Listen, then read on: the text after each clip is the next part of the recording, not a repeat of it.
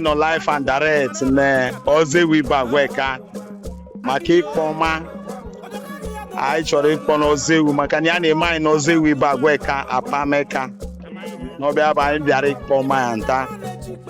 As you can see, over here on the bịara na onye Igbo onye jọgburu onwe ya, the kind of kidney failure, ọrịa akpọrọ ọrịa ndị big man gboo si wee dị too much na Igbo now, and our government actually mean anything. Etikata etige ka mkpu kwuru ọrịa ebege ka akwatie ka mkpu. Still our government actually mean anything. I think I have a suggestion. I wish that this video ga-agafa.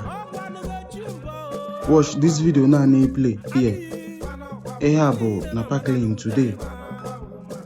Ihe okwu ọra hazi ka ewenyelu ndị kidney aka.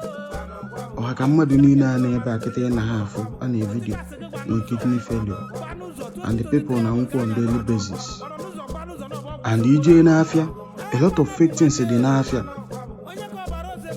I think at this moment na ihe dịzi mma ime na anụ bụ arụsị dị involved. I wish na our senior men them ga-etinye ọnụ na the something.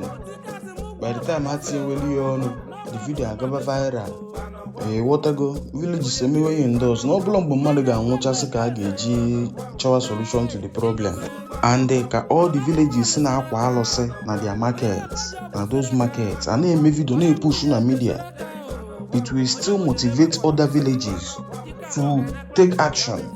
Ndị ọdịnala niile like na Enugu State, Anambra State, Imo State, Ebonyi State, all these places eje na those markets, those major markets.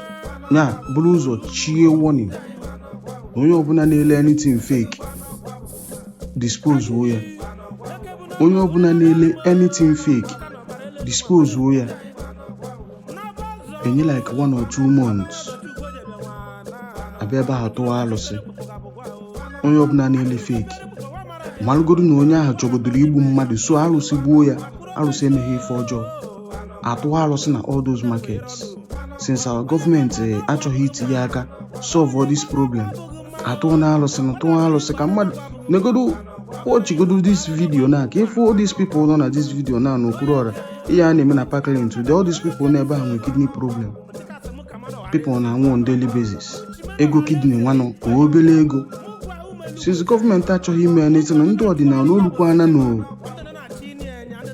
ihetago olugo all state jee na all these major markets ebe na ọgbọ ọgwụ, most especially ọgwụ a na-eti egodo n'ọnụ gagharịa afọ okirikiri chie nya warning. You know, after 1 or 2 months abịa kwa arụsị, ihe akwara akwa, ihe aṅụrụ aṅụ.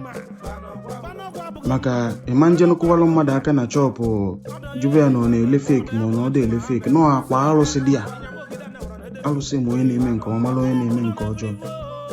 Akwa arụsị dị ya nye time like 5 or 10 years. Within that 5 or 10 years, I believe na ikpe ọbụla mmụọ na-ekpe na mmụọ ekpechaghị ya denụ, arụsị ebido ọrụ.